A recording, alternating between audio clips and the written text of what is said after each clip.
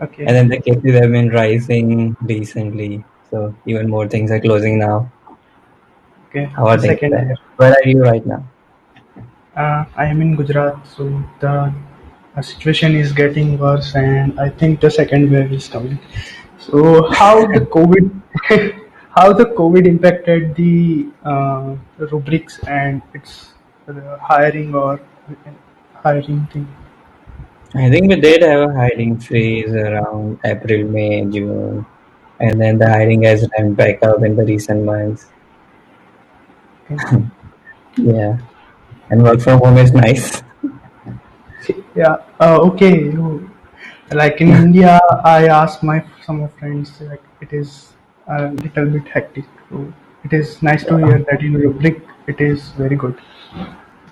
Mhm.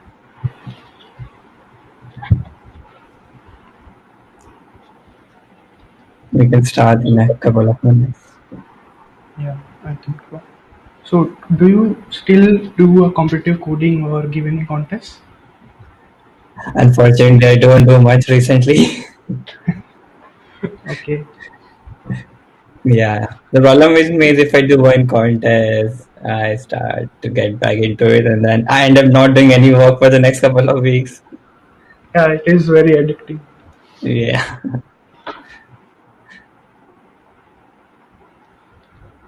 but I do look at problems, a few problems every month, something like that. Maybe I don't code them, but So, yeah. how is your grasp in coding after this many years? Like, do you able to solve the E or F still from the code process? Or The difficulty of E has been rising, I think, over the years. I guess I can solve half of them, something like that. So same as before, maybe a little bit less. okay, so I think there are 108 participants. Uh, shall we start or? We can start, sure. Yeah, we can start. So, hey guys, good evening, everyone. You can give your feedbacks and welcome Sumit Varma in chat box. Yeah, cool.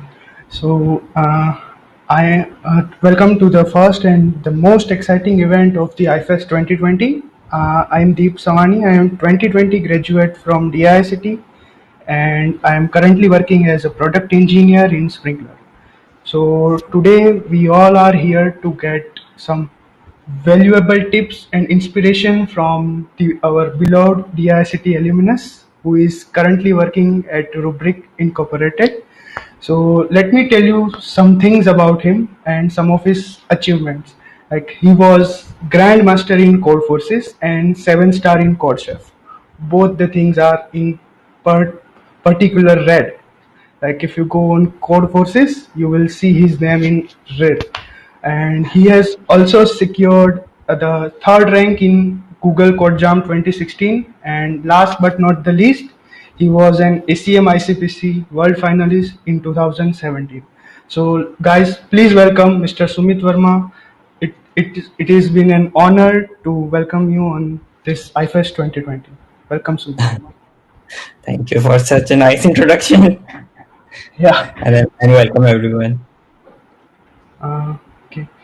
So we have divided this session into three parts. So we got a lot of questions from the audience, and I have divided those questions into three sections. So first one will be focusing on the college life of Sumit Varma and what will be the ideal college life according to the Sumit Varma. And second is the most important part, which is how to learn competitive programming and how to excel in SEM ICPC, uh, how to excel in SEM ICPC. And third will be how to get a good job in Rubriks, Google, Amazon, etc. So let's start with the questions of first section. So, so Sumit Verma, what was your college life like? Like, what were the extracurricular activities that you were part of? Yeah, that's a good question. The thing that I did most, apart from competitive programming, was Counter Strike. I used to play so much of it. Like for the first 3-4 semesters, I used to play until 6 in the morning, and then the shift was I used to play till 3 in the night, and then do a couple of hours of competitive programming, something like that. And then, of course, I used to browse DC a lot, watch a lot of movies, TV series, maybe watch a bit of sports here and there, play a bit of cricket. And then, unfortunately, I wasn't part of any drama club or something like that, which I should have ideally. Okay. So when did you started the coding for ACM ICPC? What was your inspiration for that? My first contest was actually a contest by programming club around the end of third semester, just before the Diwali break. And then I think I solved one problem in that. That was my first contest. And I thought maybe I need to practice more to keep up with my batchmates. And then in the Diwali break, I think I solved around 100 problems in 10 days. That was my starting point. Okay. So So what in this triggered? season, semester, Yeah. So what triggered in your mind that I should go for this level and ICM ACM ICPC? Like, uh, one of my juniors, Yash Kumar, came to my room one day during the beginning of first semester. And then okay, he said, let's make a team, let's try to go for ICPC World Finals. And then I searched about it online, read profiles of other people who went, and then thought, why not give it my best shot? okay, this is interesting that you got inspired from the junior. We all Yes, I got was. inspired from you. Yeah. So we all know that you also had a good academic record. So how did you manage between the competitive coding, playing CS, and doing your academic work? I don't think I did a good job at academics. I used to prepare for exams on the last day or the last week. I didn't attend classes, and then my lab works, my lab assignments, I used to rely on my partners heavily for that. So, Okay. So so I was spending majority of my time on competitive coding, and then I was spending my free time on Counter Strike. okay. So on an average in a day, how much time did you spend in competitive coding? Like in your best time, where when you were practicing for ACM ICPC? I think I was practicing the most in my fourth, fifth, and sixth sem, and I was spending around give or take 5 hours every day, 4 hours, something like that. Okay. It For depended on the contest. I try to take part in as many contests as possible, and then if I fail to solve a problem in any of the contests, I would go look at them after the contest. So it really depended on the frequency of contests. okay. So your practice was dependent on frequency of contest. Pretty much, yeah. Okay. Okay. No contest, no practice. Okay. So, let's say, what will be your ideal college life? Like, if you have to reiterate the your life and you are in the first semester, what will be the ideal college life according to you? That's a good question. I think one should have an all-round college life. Participate in a lot of clubs to go in academics, and then have future plans as well and work according to it. So either do competitive programming or do lots of projects, something like that. Okay. So, what do you suggest that how to keep a perfect balance between these things, like take part in various competitive contests, various co-curricular activities, and also chilling out with the friends and playing games. So, how to maintain a perfect balance between these things? Uh, that's always hard, isn't it? Yeah. uh, I guess one needs to decide their goal. For example, if you want to go for masters, prioritize academics more over other things. If you want to go for a IC job, prioritize coding. And then academics, I think if you attend lectures and if you study on in the last week, you should be fine. You don't need to do more than that. Do we have any professors here? This can be problematic.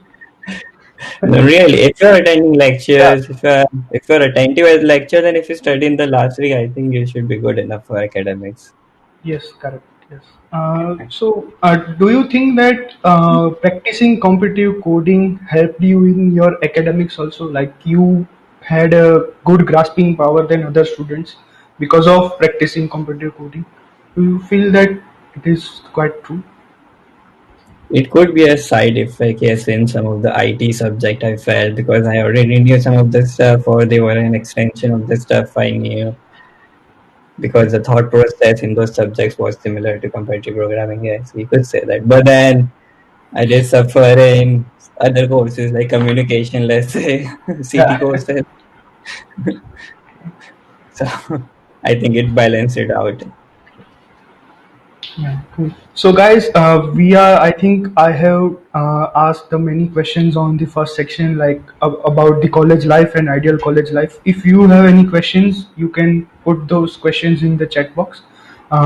We will ask them if we have any time. So let's go to the second section, which is like how to become a better competitive programmer. So what was your approach to competitive coding? Like, which topic you picked first and then started learning, and which websites you used for this? Okay. So by the time I started competitive programming, I already had done DSA course, data structure and algorithm. So I had some idea about the basic data structure like stack, queues, linked list, and so on. And then the first 10 days I did competitive programming, all I did was start from the problem one on HackerRank and just solve as many problems as I can from each section. The next thing I did was during the winter breaks, during the RI, during the rural internship, I watched MIT videos on data structures and algorithms. I think I saw around 15 videos in that series, learned a bit of thought process on how to go about the algorithms, and then just take part in as many contests as I can.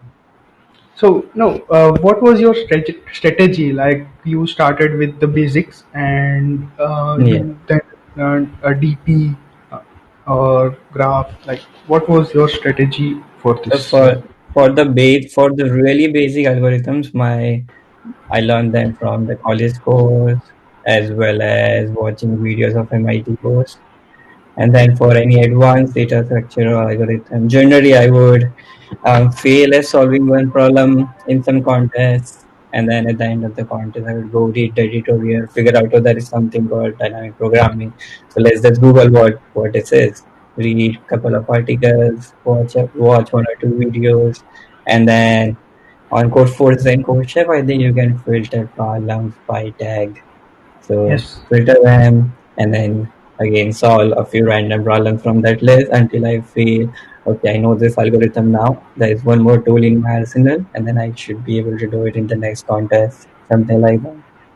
Yeah. Basically, It's only the contest would introduce me to a new algorithm or a new data structure. Yes. This is interesting. You converted your failure into your Pretty much, big yeah. success. Yeah. So we have one interesting question. Like, if you want to suggest our audience that how to start from start, like, yeah. So if some first year I come to you, then what will you suggest to him? Like, how should he start? I think HackerRank has some really nice beginner level problems, like as simple as taking the sum of an array, something like that, which will help you introduce yourself to this world. And then from there, once you feel confidence on solving the really easy problems, we can start on taking part in contests on other websites. And then for me, the main knowledge source was always reading editorials of problems at the end of contest, reading codes by other participants, and then seeing what they did better than me, and then trying to fix things in myself, something like that. So we have another question in the chat box. Like, at what Yeah. age did you start coding? Let's see. I start third semester, 2014, 18. 18.5 Okay. So in your college only. in my college, yes. So we have another question in our arsenal. So let's say someone is from non-mathematical background, and we all know that competitive coding involves many mathematical concepts also. So what should he do if he is from non-mathematical background? Hmm. So I think there are three main areas of maths that competitive programming covers. First is geometry, and then the second is linear algebra, and the third is combinatorics or discrete mathematics. I think one can start googling about them, find a couple of articles, read them, filter problems by maths on this website, and just go about them. And then it's okay to fail, I guess, early on, but eventually you will get the hang of it. No one was born with skills. Everyone got their skills during their lifetime. You should also be able to get them. So do you recommend any books for basic maths? Because in editorial we see that they go in quite higher level directly. So Yeah, in E or F problems of Codeforces, they go right. like in if FFT is considered, they go to the polynomials directly. And if someone has someone is from non-mathematical background, it will be harder for him. So do you recommend any books for this or I any? don't remember any book right now. I guess there must be something in Codman for FFT for sure. But my strategy was always to just Google the hell out of any topic. There are always good articles around.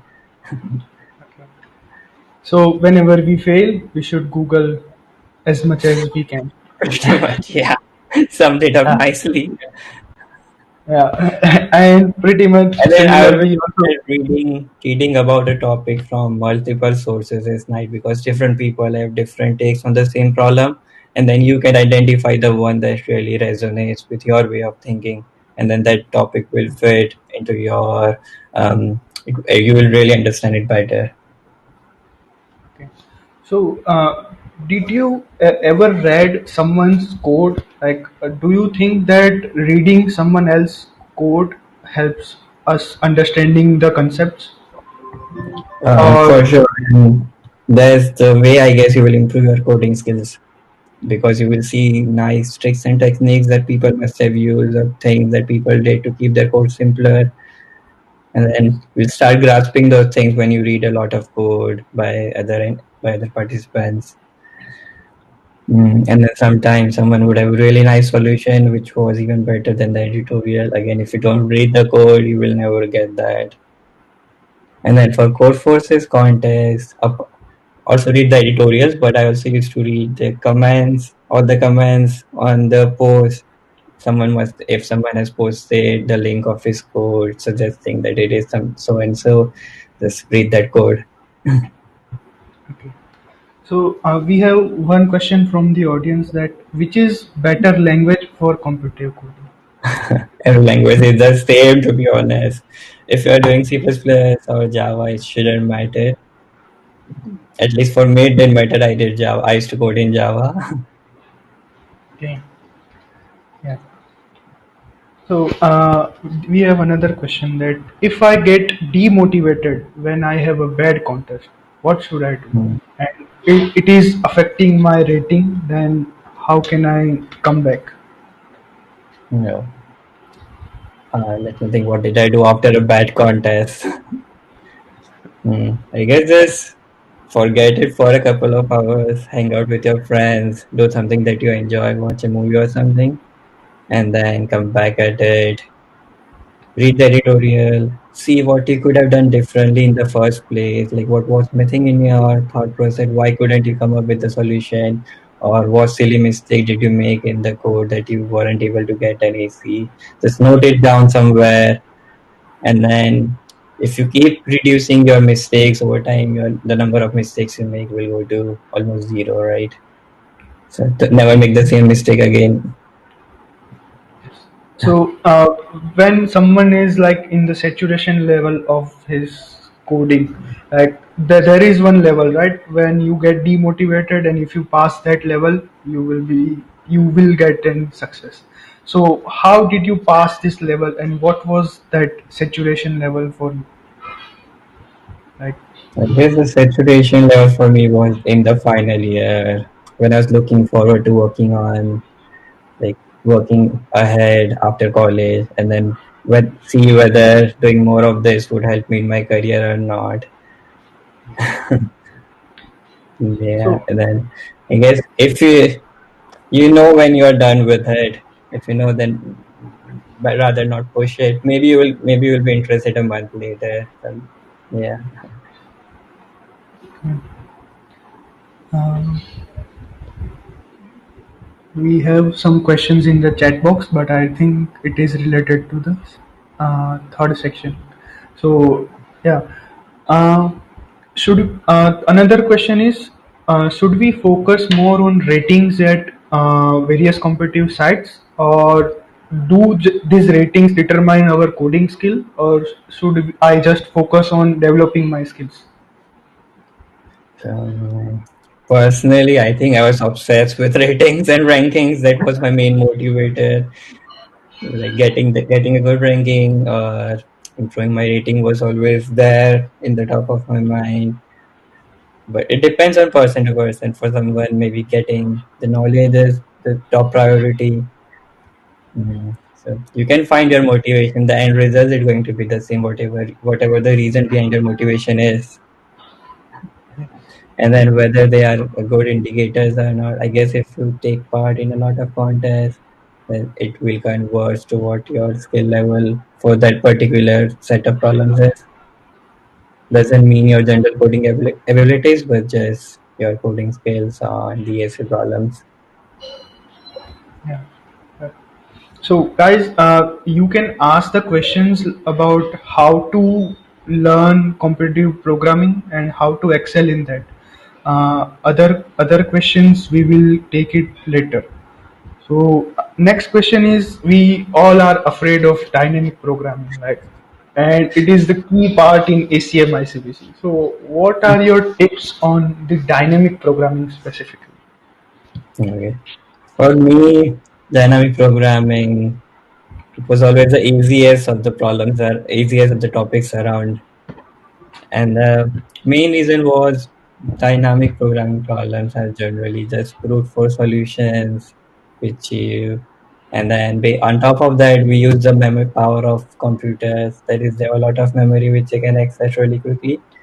So we store the intermediate results, and then based on that, the runtime of the solution goes from exponential to polynomial. And then the next step in those problems is always to try to find a way to reduce the states, and you go and you get a more optimized polynomial solution. So where it was compared to say some ad hoc problem, dynamic programming problems always have a fixed way of thinking. So if you practice a few problems, they become really easy later on. Okay, so And I think I learned dynamic programming from MIT videos. I think they really explained it well.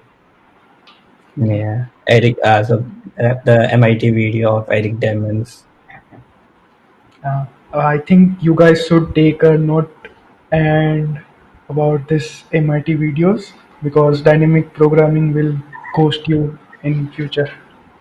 So, what are your I tips? Sorry. Yeah, please no, continue. go ahead. I was saying I really feel once you solve a few problems is really the easiest of the topics around, say compared to maths or something or So, graph. let's have a follow-up question on that. What was your What was the hardest topic for you? Like, I think maths was the hardest for me, or some greedy problems were the hardest for me, because some greedy problems, they don't seem like a greedy solution would work. But then you do some kind of trick and technique or something, and then it turns out okay, a different kind of greedy approach could work. So those kind of problems were the hardest for me. okay. The next question is, uh, tips to reach ACM ICPC World Finals. Hmm. And Interesting question. yeah. And same question is in chat box with. So ACM ICPC, ideally you should already be participating in a lot of. I'm saying this again and again, but you should really be participating in a lot of contests at the time. And then because ICPC is a team contest of 3 members, you should form a team where each member has skills complementary to each other. So if someone is good at graphs, other person can be good at greedy algorithm, and the third one can be a really fast coder. So have a good mix of strengths in the team, be calm, and then it's the long contest. It's a 5 year contest. So if you haven't practiced those kind of contests before, you will be drained out. Yeah, so practice in a team and then have complementary skills. Okay. And another question is that how was your experience in World Finals?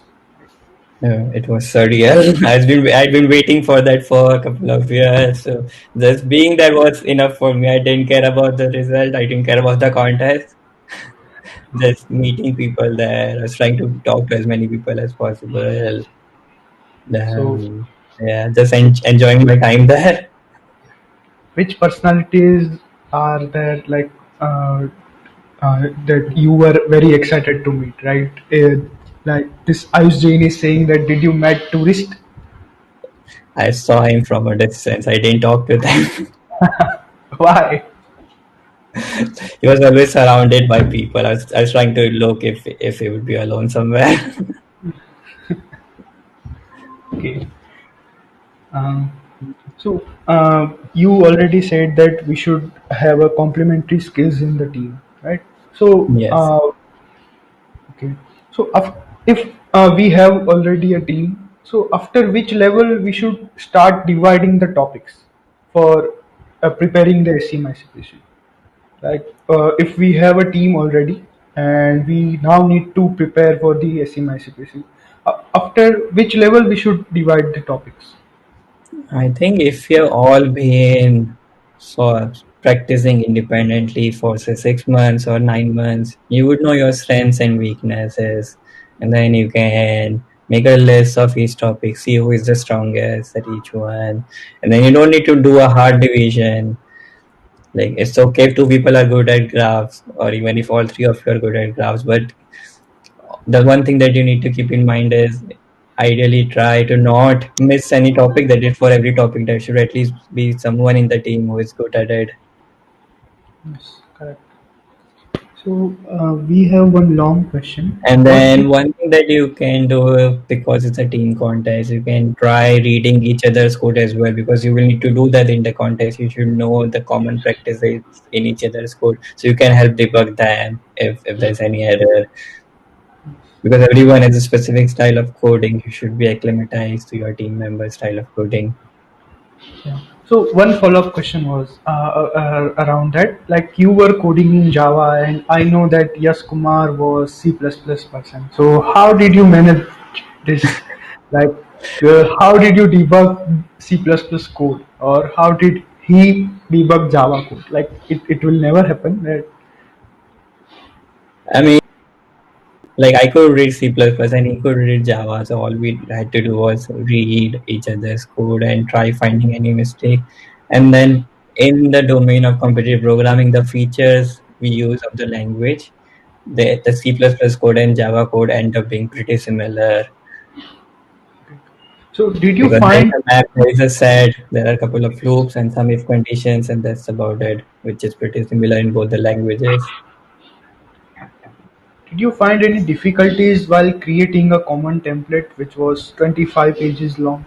So because We of the really language constraint. Yeah, we really did, because we had to have algorithms in both the languages. So essentially, we were reduced to 12 pages. But we also realized that during the contest, we would rarely end up using that sheet. So it was fine. We have one long question. What did you use to do? Learn only one language at a time or practice more than one language at a time? I think I know the answer, but you should tell. The language I started with was Java, so I've always been the most comfortable in Java. But then there was this one contest I remember, which was a CPP only contest. There was some prize money associated with it, so I spent Okay. the day figuring out a bit of CPP code. Okay. Yeah, So, so uh, I did know basic CPP skills as well. okay. So, do you think that learning multiple languages helps, or learning the logic helps, I mean, developing the logic? Yeah. C++ and Java both are similar kind of languages, but if you learn some other language like say Scala, which is a functional language or something like that, then it might help your way of thinking, yes.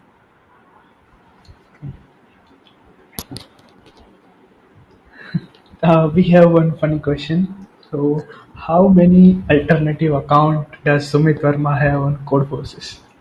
I don't have any alternate account. Okay. I won't say it right in this. Okay.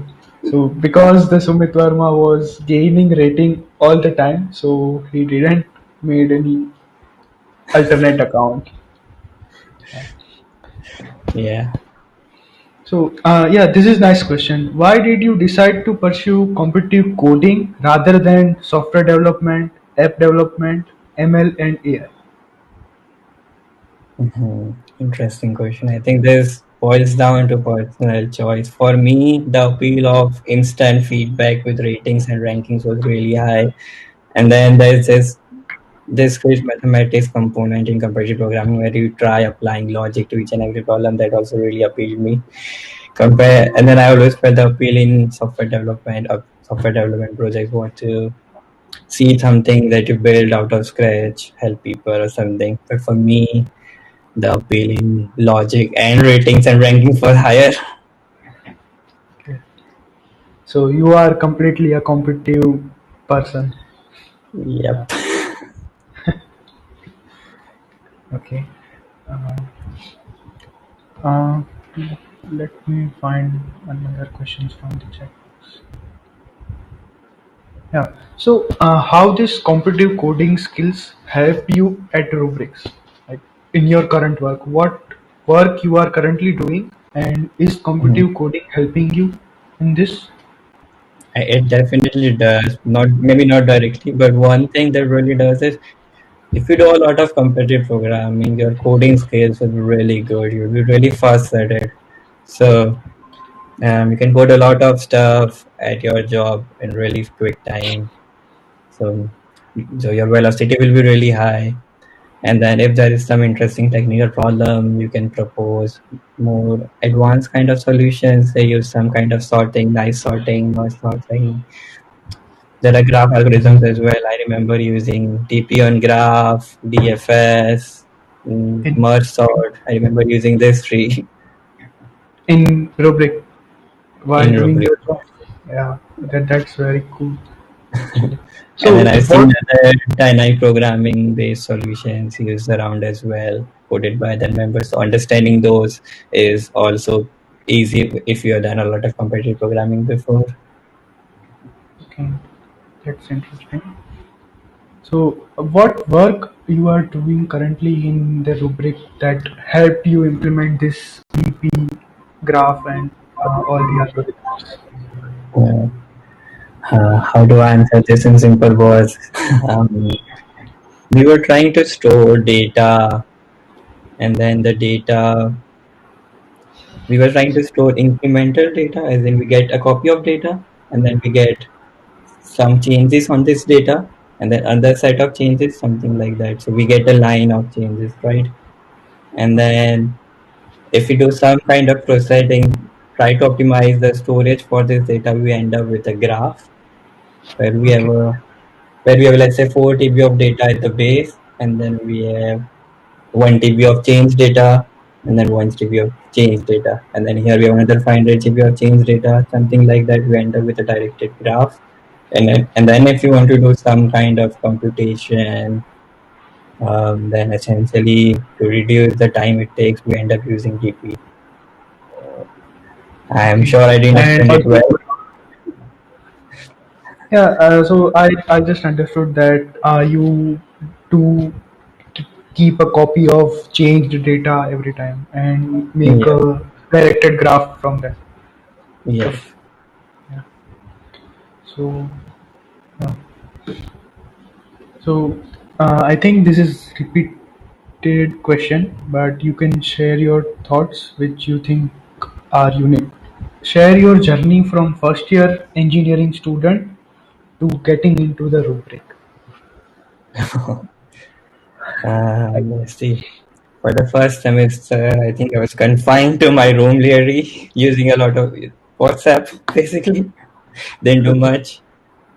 And then when I got my laptop in the second sem, I started playing Counter Strike. That was my life at the time for the next couple of sems. And then competitive programming came around. I had a couple of good friends with whom I used to hang out, go for dinners. And then in the final year, I think I was just trying to chill out.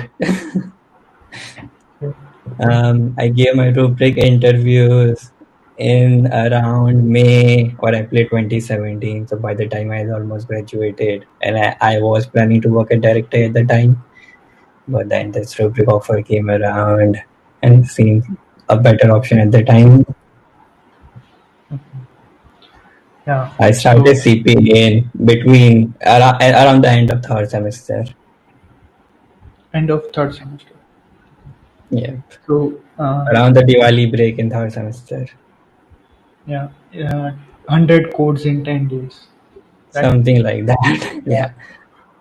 So which coder do you admire most? Oh.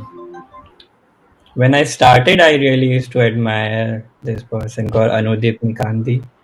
I'm sure a lot of you must have heard about him. Even he wasn't from IT or NIT, so it was always nice to look up to him.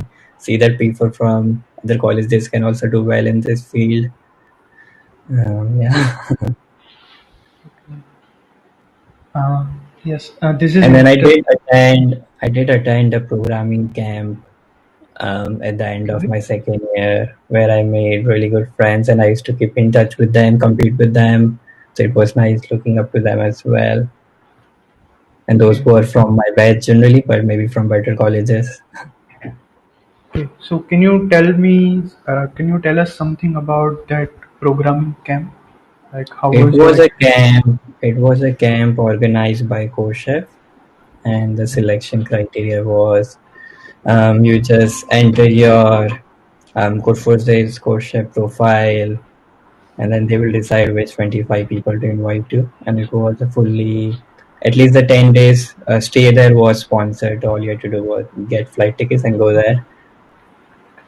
And then each day was wake up, all these people who were the known people at the time in competitive programming used to come take sessions, and then we 25 kids just look up to them and then talk with each other. It was 10 days of intense competitive programming, and I'm sure I'm in touch with 5 or 7 of them even now. Oh, that's nice. Okay. So this is interesting question. What is your opinion regarding doing masters after BTech? Is there anything as saturation in growth in career after a BTech degree? um, that's a good question because I didn't do masters. It's hard for me to answer that, but I'm sure you can find enough reasons to make it worthwhile. You definitely learn more. Yeah. I don't have a good answer for that. Okay.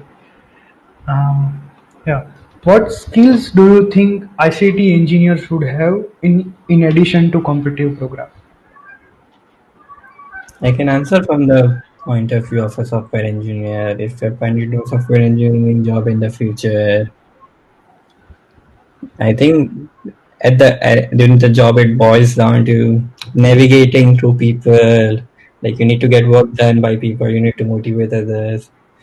So you need to really put yourself out there, not be introvert, I guess. And Okay.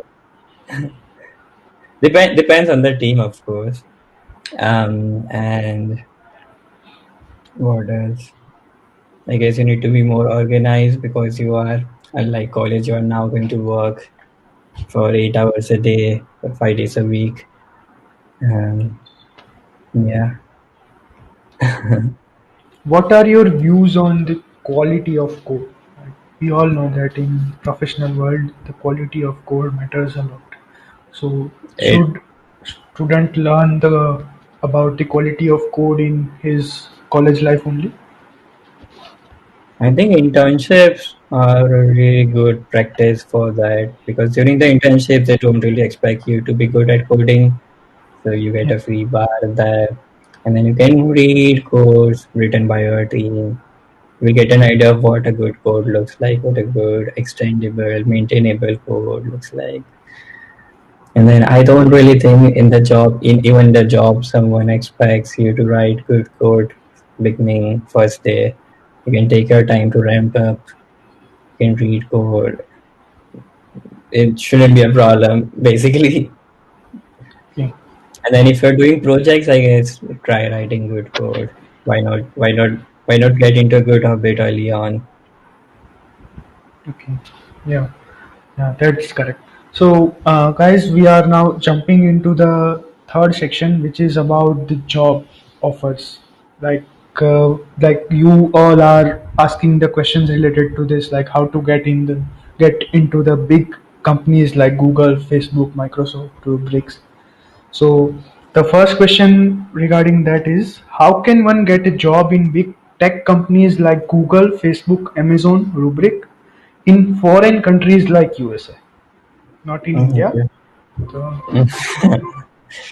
To be honest, getting a job in this tech companies, if you have a visa, is easier in US compared to India. Because in India, we have a lot of good people and a few good jobs. In US, we have a lot and we have lots and lots of good jobs and lots of good people. So because of the demand supplied, and it ends up being harder in India, to be honest. And then how to actually get a job at referrals might help. Having competitive programming background on your resume will help. Having a good HPI, CPI will help. Projects will help. Internships will help. If you do all of that or part of that really nicely, you will get the interview call. And then the interviews today in these companies for a new grad are heavily based on lead code. So if you solve a lot of lead code problems, you will get an idea of what the interview process looks like. I guess give some mock interviews if you think you will get nervous. There are paid websites as well where you can pay like $100 and get a mock interview from these companies. You can give that if you want, and then and yeah, that's about it.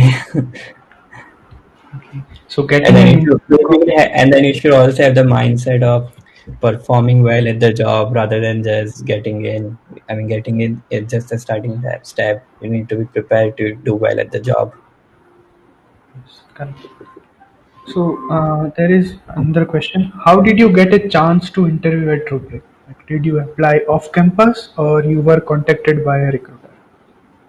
I applied off campus. One of my friends who was also in programming from a different college got into Rubrik and he referred me basically. So one of the ways to get interviews is have referrals. Okay. So you took referral. I did, yes. Yes. Okay. So, for applying in USA, other than competitive programming skills, what are other skills that are required to grab this calls and job? Like, what are the skills that you need to have in your resume to Mhm. get an interview call? I think if you really want to work in the US, there are two options. First is you can go for masters, and then getting a job here becomes easier. The second option is you get a job at one of these companies in India and then go for an internal transfer. Yeah, the interview process is similar. The bar is generally a bit higher in India because of demand supply. Yeah, understood.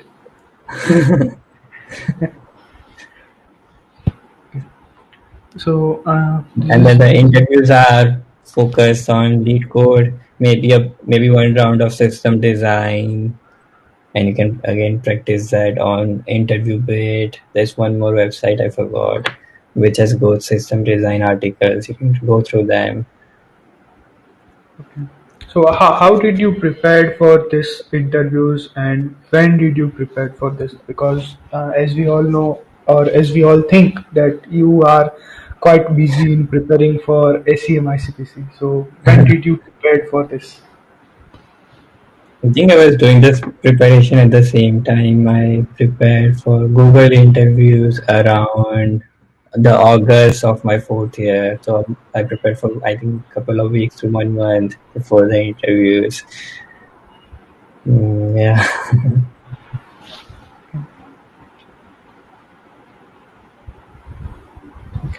So this is good question. Which is better for career growth? Job in big tech companies or a great upcoming startup? I think there are pros and cons of both. At a big company, we learn a lot of processes. Then we learn how to be a good software developer, but things will move slower. At an upcoming startup, you will get to have more responsibilities. You will get to do work that says you will get to do harder work which you wouldn't get an opportunity to do so in big tech.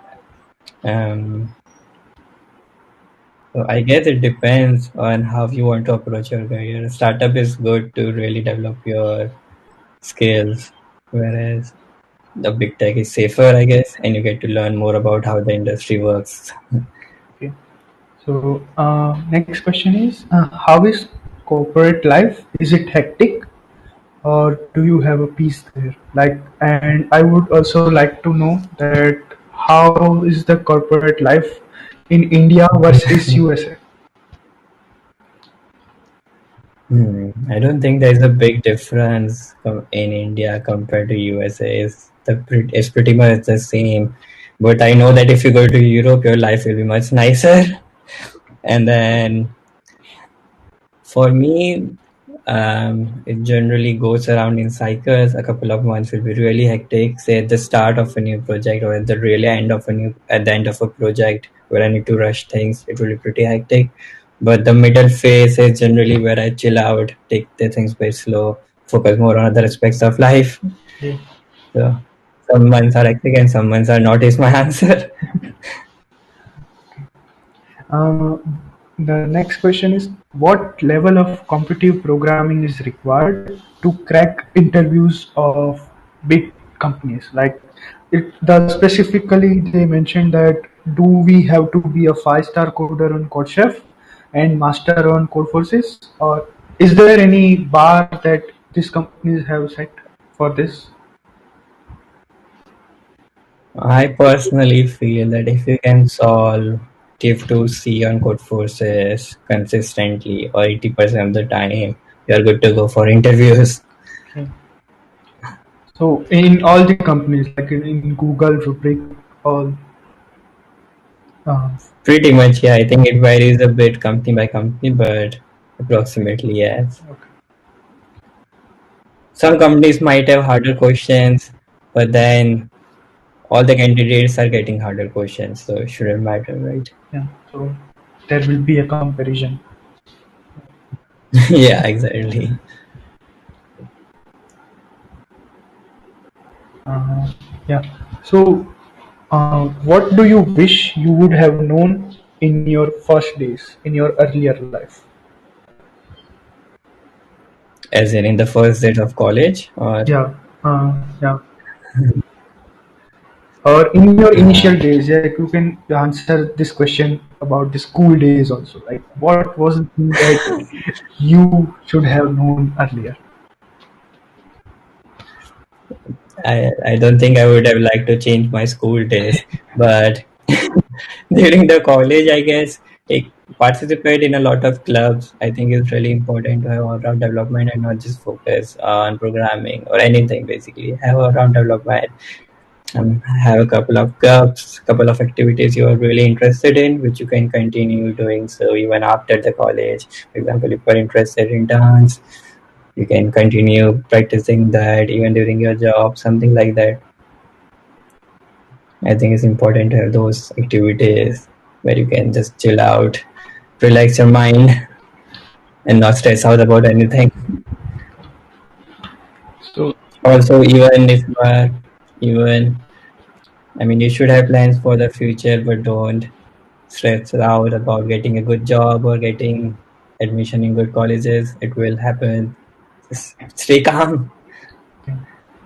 So you are suggesting that one should not worry about these placements in first or second year of the college life.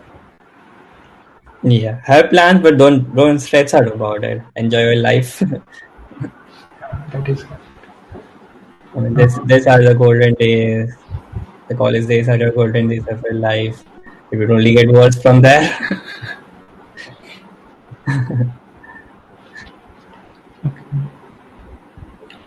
Okay, so there are some other questions like why didn't you go in the big giants like Microsoft, Amazon, and Google? Why you chose Rubrik as I think I would have opted for Google had there been openings. So there were no openings at the time I interviewed, and then by the time openings opened up, I was already 2 3 months in this job, and then I didn't want to switch at the time. okay? Um, yeah, so it was just by chance basically. It wasn't in my mind to not go at this company or go at any company. Okay.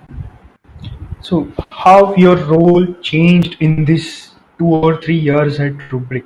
Like initially you joined as a junior developer, and now how your role changed, and in your day-to-day life, how the things changed. Um, I started with being a new grad in the first year, and then did a couple of projects. Came to US for a couple of months for another project, and then I think a few months later, this new project came up, and my manager asked me if I wanted to try that. I did, and it ended up being a really big thing. And it ended up being a 5 members project. Fortunately, I was there from the beginning, so I got the chance to lead it. That was my time in Bangalore. And then when I moved to US, I joined a new team. Yeah, and I've been working in this team for the past 8 months. My role is it's a 6 members team. I think I would say I'm the second member in the team. Okay. So there's a lead on top of me. Then I get to lead parts of the team. And Yeah. another question is like, firstly, you were working in the Bangalore, and you did an internal shift to US. So, what do you suggest that how one can apply for internal shifts in big companies, and should one have some particular skills to get selected for this internal shift or get approved for this internal shift? I think it's a lot easier than you think it is if the company policy is there to support it. Ideally, I think most people end up trying to do that around 1.5 2 year mark, and it boils down to finding a team which is willing to take you in the US. But yeah, it's not as hard as one might think. We have some questions which has plus one. Um, like it is about the package. I think no, not your package. I have just ignored those. Uh, we all got to hear about fancy packages of students at IITs, like those are in crores. So, and people say that these are equivalent to 20 or 30 lakhs in India. So, what are your views on this? I really think financially, like if you compare to the rest of the population, you would be better off in India, in Bangalore, if you get 20, 30, 40 lakhs, something like that, compared to something equivalent in US. It's really expensive here. So even if you think it's a crore, it's not that much. But something like 30, 40 lakhs in Bangalore, is huge. So if you care about your financial status in the society, you'll be better off in Bangalore. Okay. And that's true for people from IT as well. And I know a few of my friends, for them, the main reason to move back to India is this, is that they feel more richer back in Bangalore. Okay. So feeling rich. Yeah. Cool. So I think all the questions are completed from the audience and also in my question. Do you guys have any other questions for the internships?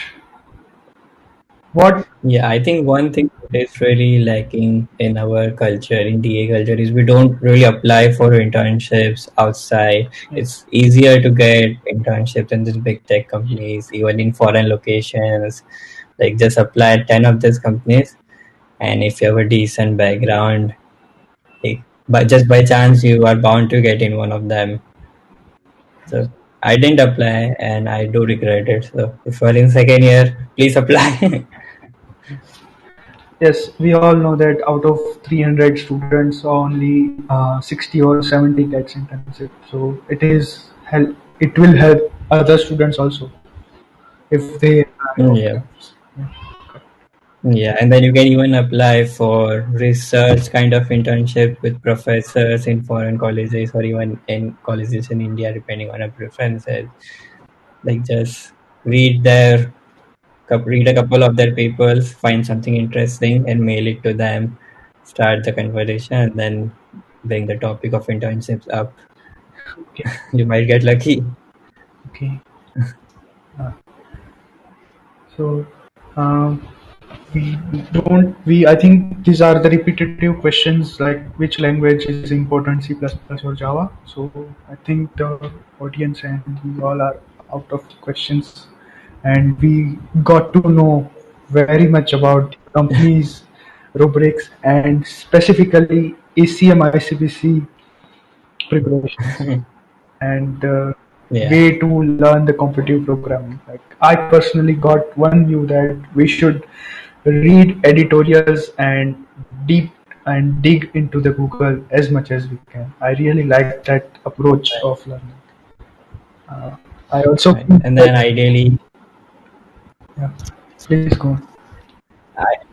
ideally try to solve problems which you couldn't solve it during the contest. I think there's a term for that called upsolving, where if you solve three problems in a contest, try solving the fourth problem afterwards, because that's the one that will increase your skill level, not the first three problems. Yes, correct. So plus one of your contest is the key. I really think that I should have known this technique of Googling the deep down before. And you guys are lucky that you got to know very much important tips for ACM ICPC from the Sumit Varma. So I think you should use them and take a note of it and use wisely in your career. Uh, so Yeah. uh, we will conclude this session. Thank you very much. And then if any of you have any more questions, feel free to ping me on Facebook, LinkedIn, wherever. Yeah. Thank you very much for your time uh, and joining Thank this you. event in iFest. Okay.